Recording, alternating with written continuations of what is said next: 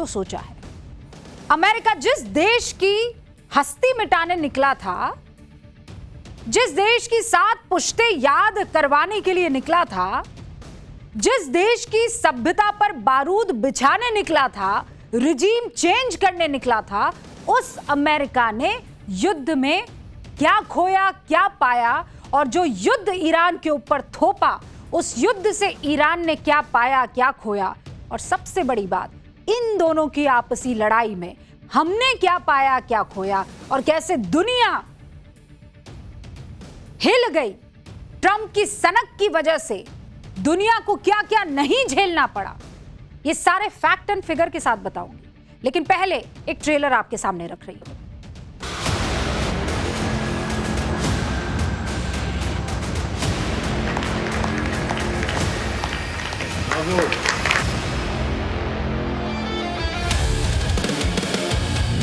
No, I'm saying that if other countries have them, it's a little bit unfair for them not to have some. A ballistic missile is not the same thing as what we're talking about when we talk nuclear.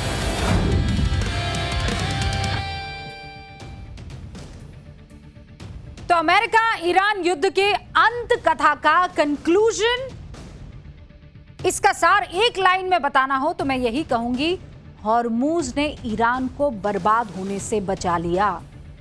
अगर Iran के पास दुनिया की नस दबाने वाला Hormuz नहीं होता तो अमेरिका यकीन मानिए अब तक ईरान को खत्म कर देता, नेस्त नाबूद कर देता। क्योंकि यह रिकॉर्ड रहा है कि अमेरिकी सेना जिस भी देश में घुसी है वहां बर्बादी के अलावा इसने कुछ नहीं दिया है। वो देश आज तक उठकर अपने बलबूते पर कुछ कर नहीं पाए आज तक, और बताती हूं कैसे। अमेरिका 2001 में तालिबान और अलकायदा को निपटाने के चक्कर में अफगानिस्तान में घुसा। आज अफगानिस्तान की हालत आप देख लीजिए। अमेरिका 2003 में इराक में घुसा, सद्दाम को मारा। आज इराक की हालत भी आप देख लीजिए। अमेरिका 2014 में सीरिया में घुसा, असद की सत्ता उखाड़ फेंकी और सीरिया के शहरों को कंक्रीट के खंडहर में तब्दील कर दिया। फिर आया 2011, अमेरिका लीबिया में घुसा, गद्दाफी को मारा। आज तक लीबिया जल रहा है। और अभी ताजा वेनेजुएला में अमेरिका ने दुनिया के सबसे बड़े तेल भंडार पर कब्जा कर लिया। अमेरिका की यह दादागिरी दुनिया ने देखी। ईरान में भी अमेरिका, सच बता रही हूं, यही करना चाहता था। वही इराक जैसा हाल, लीबिया जैसा हाल, वेनेजुएला जैसा हाल। लेकिन ट्रंप को 14 शर्तों वाले एमओयू पर साइन करना पड़ा। वो 14 शर्तें पहले बताती हूं, क्यों करना पड़ा बाद में बताऊंगी।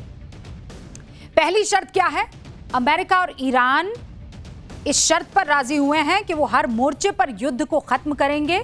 इसमें लेबनान भी शामिल है। ना कोई युद्ध शुरू करेगा, ना किसी तरह की कोई धमकी देगा। दूसरी शर्त क्या है? दोनों देश इस बात पर राजी हुए हैं कि वो एक दूसरे से आंतरिक मामलों में दखल अंदाजी एक दूसरे के नहीं करेंगे। तीसरी शर्त क्या है? ईरान, अमेरिका ने 60 दिनों के अंदर अंतिम समझौता करने की डेडलाइन तय की है, और अगर बात नहीं बनी तो इसको भी वो आगे बढ़ा देंगे। मतलब बड़ा सब्र आ गया है भाई लोगों में। चौथी शर्त, हॉर्मूज पर 30 दिनों के भीतर दोनों तरफ से नाकेबंदी पूरी तरह से खत्म हो जाएगी। पांचवी शर्त, ईरान हॉर्मूज स्ट्रेट से गुजरने वाले जहाजों से अगले 60 दिनों तक कोई टैक्स वसूली नहीं करेगा। छठी शर्त, अमेरिका ने इस बात पर हामी भर दी है कि ईरान में जो कुछ नुकसान हुआ उसे फिर से बनाने के लिए अमेरिका और उसके मिडिल ईस्ट के साथी देश जितने भी हैं वो 300 अरब की योजना तैयार करेंगे। सातवीं शर्त क्या है? अमेरिका ने यह भी मान लिया है कि वो ईरान पर लगे सभी आर्थिक प्रतिबंध को समाप्त कर देगा। आठवीं शर्त, इस मेमोरेंडम ऑफ अंडरस्टैंडिंग यानी एमओयू में ईरान ने यह कहा कि वो परमाणु हथियार नहीं खरीदेगा और ना किसी से हासिल करेगा। 400 किलो वाला वो एनरिच्ड यूरेनियम है, उसका भी कोई सोल्यूशन निकालेगा। 9वीं जो शर्त है वो क्या है कि ईरान इस बात पर मान तो गया कि वो परमाणु हथियार नहीं बनाएगा, लेकिन अंतिम डील होने तक ईरान अपने परमाणु कार्यक्रम में कोई बदलाव भी नहीं करेगा। अब 10वीं शर्त क्या है? अमेरिका ईरान को तेल और पेट्रोलियम प्रोडक्ट बेचने के लिए फौरन इजाजत दे देगा। 11वीं शर्त है, अमेरिका ने वादा किया है कि ईरान की जो फ्रोजन संपत्ति है उसे वापस करेगा। अब यह कैसे होगा, यह अगले 60 दिन की बातचीत में तय होगा। 12वीं शर्त क्या है कि समझौते की निगरानी के लिए दोनों एक एग्जीक्यूटिव मैकेनिज्म बनाएंगे कि इसका क्रियान्वयन कैसे किया जाएगा। 13वीं शर्त, इसमें कहा गया है कि अंतिम समझौते के लिए बातचीत तब तक शुरू नहीं होगी जब तक एमओयू की ऊपरी शर्त लागू नहीं की जाएगी। हमला ना करना, हॉर्मुज खोलना, तेल निर्यात करना, फ्रोजन फंड जारी करने की प्रक्रिया शुरू होना, यह सब शुरू होने के बाद ही दोनों देश अंतिम समझौते के लिए बातचीत शुरू करेंगे। और 14वीं और अंतिम शर्त क्या है, अगर अमेरिका ईरान अगले 60 दिनों में अंतिम समझौता कर लेते हैं तो उसे यूएनएससी यानी संयुक्त राष्ट्र सुरक्षा परिषद के बाइंडिंग रेजोल्यूशन के जरिए अंतर्राष्ट्रीय वैधता दे दी जाएगी। तो फ्रांस में डील साइन करने के बाद ट्रंप ने मीडिया से चिल्ला चिल्ला कर कहा, डील साइन हो गई। सुनिए अमेरिकन एक्सेंट में।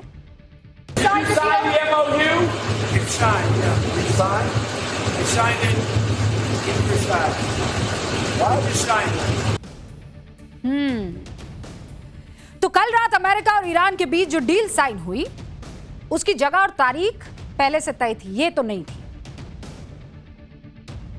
ये जगह नहीं थी जहां ट्रंप को साइन करना था। तो ट्रंप है, जब मर्जी आई कर देंगे, है ना। कहते नहीं थकते ना, आई एम द बॉस।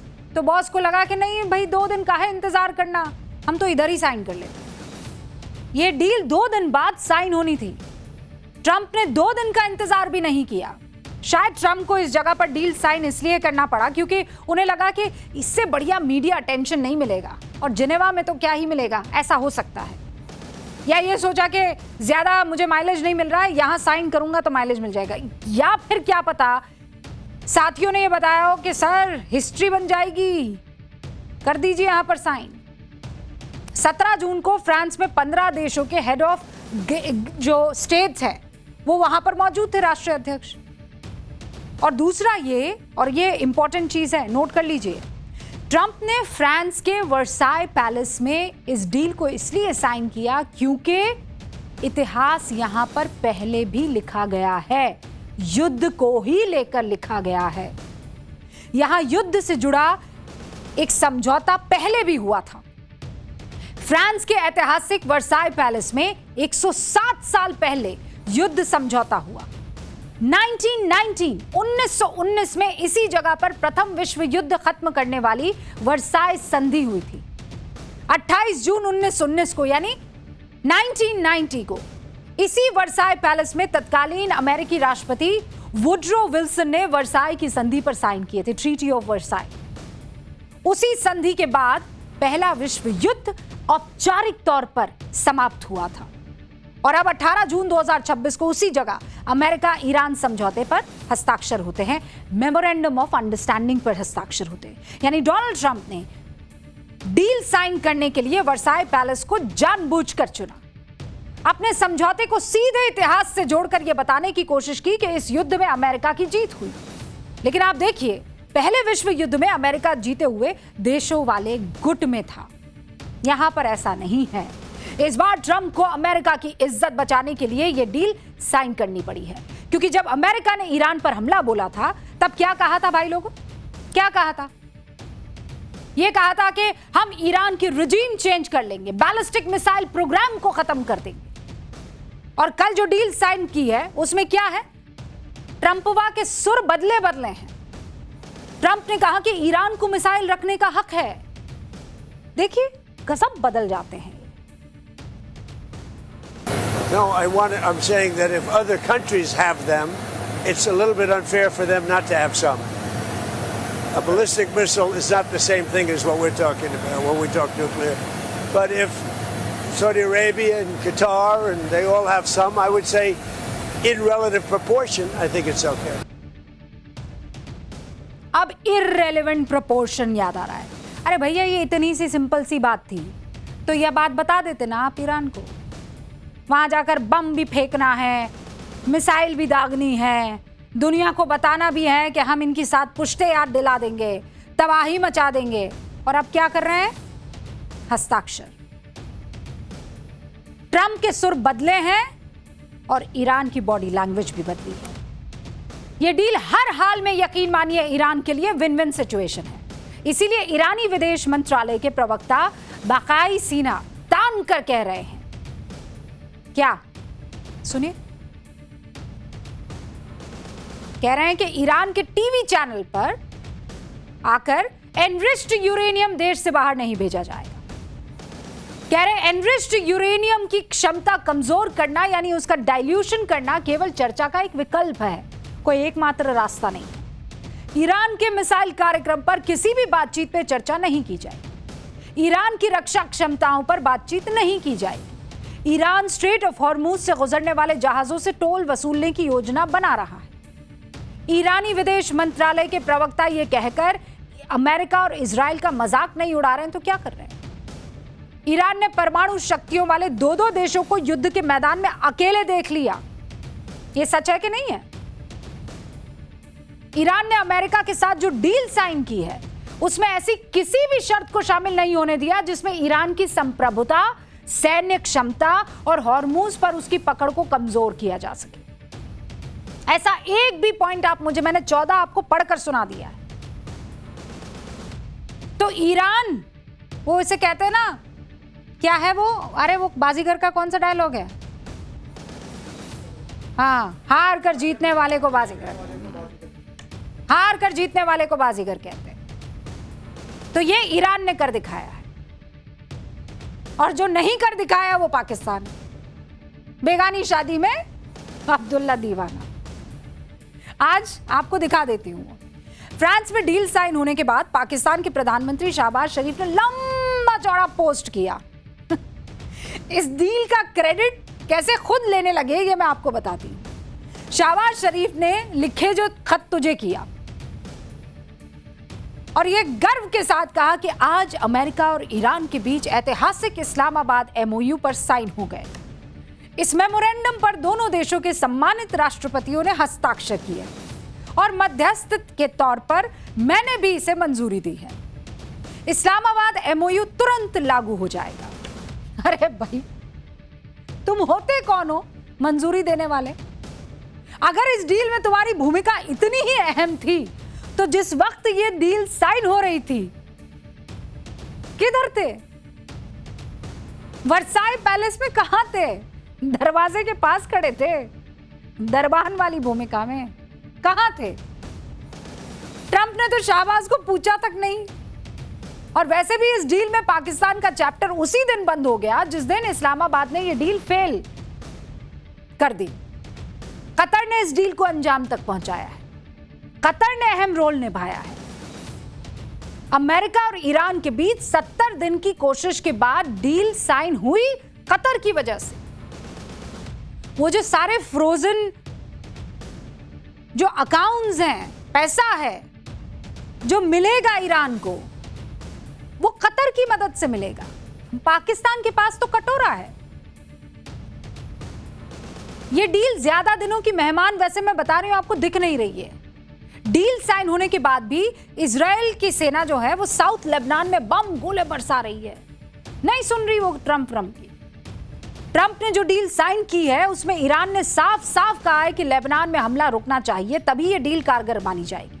लेकिन लगता है नेतन्याहू ये डील तोड़वा कर मानेंगे, वो नहीं मानने वाले। क्योंकि जब कोई युद्ध होता है तो उसके अपने फायदे और नुकसान होते हैं, और ज्यादा नुकसान ही होते हैं। हर घड़ी देश ये हिसाब किताब लगा रहे होते हैं कि उसने इस जंग में क्या खोया और क्या पाया। और इसीलिए हिंदुस्तान हमेशा ये कहता है, भारत हमेशा ये कहता है, प्रधानमंत्री हमेशा ये कहते हैं कि हम युद्ध का नहीं बुद्ध का देश है। हम शांति के पक्ष में हैं, अशांति के पक्ष में नहीं है। पाठशाला में युद्ध से हुए फायदे और नुकसान के चैप्टर में सबसे पहले मैं अमेरिका की बात करती हूं। और अमेरिका की बात, एक तो हेलो बोर्ड बाबू, आपको क्या करना है? आपको मैडम की बात सुननी है। और कैसे सुननी है? ऐसे सुननी है, ऐसे चल रहा है।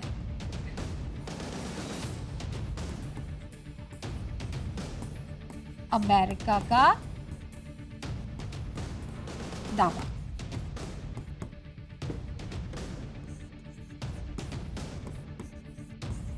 रिजीम चेंज, ठीक है? हुआ कि नहीं हुआ रिजीम चेंज?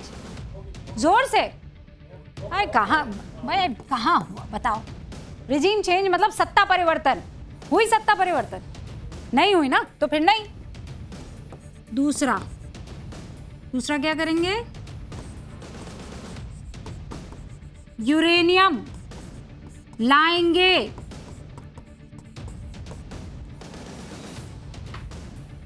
ठीक है, क्या हुआ? यूरेनियम आया? नहीं आया ना? 1 ग्राम भी नहीं आया। 1 ग्राम यूरेनियम नहीं ला पाए। ईरान में रिजीम चेंज नहीं हुआ, यूरेनियम लाएंगे नहीं। कितना था? 400 केजी यूरेनियम लाने की बात थी, नहीं आ पाया। फिर कहा तेहरान पर कब्जा करेंगे।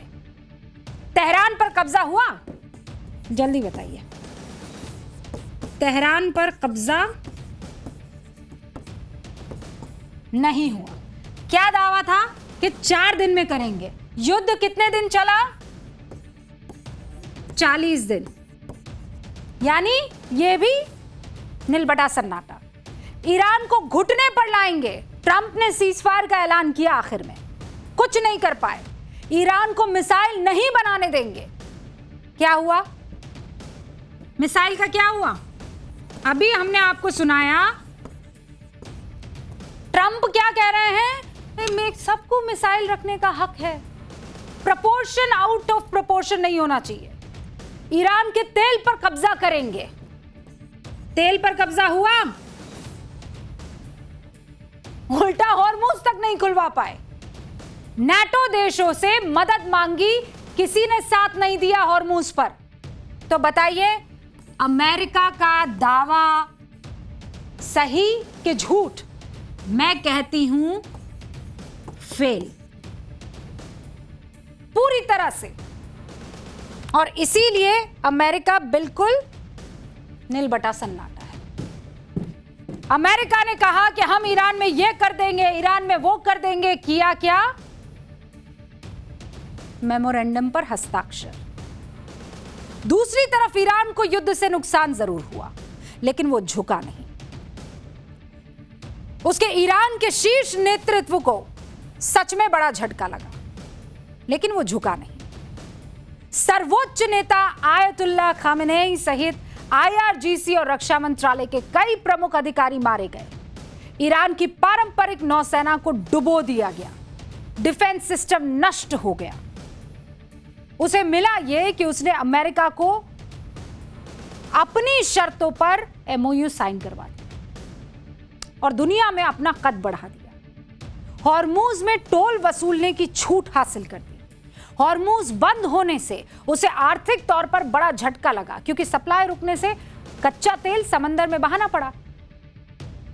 लेकिन ईरान सालों से लगे प्रतिबंध में ढील दिलाने में कामयाब रहा।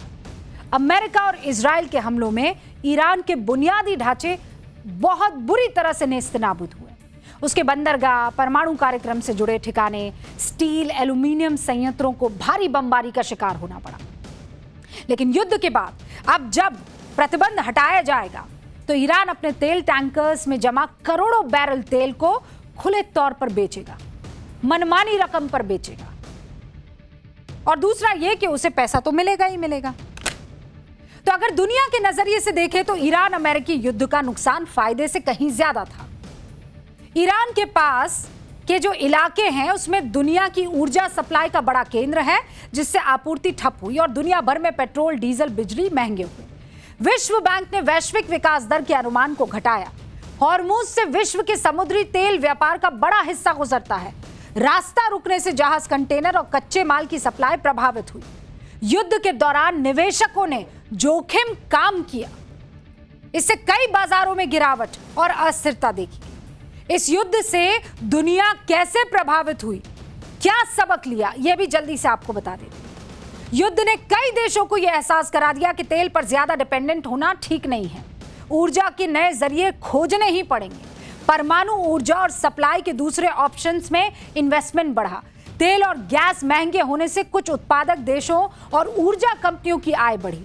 कई देशों ने महसूस किया कि मध्य पूर्व का कोई बड़ा युद्ध पूरी दुनिया की अर्थव्यवस्था को प्रभावित कर सकता है।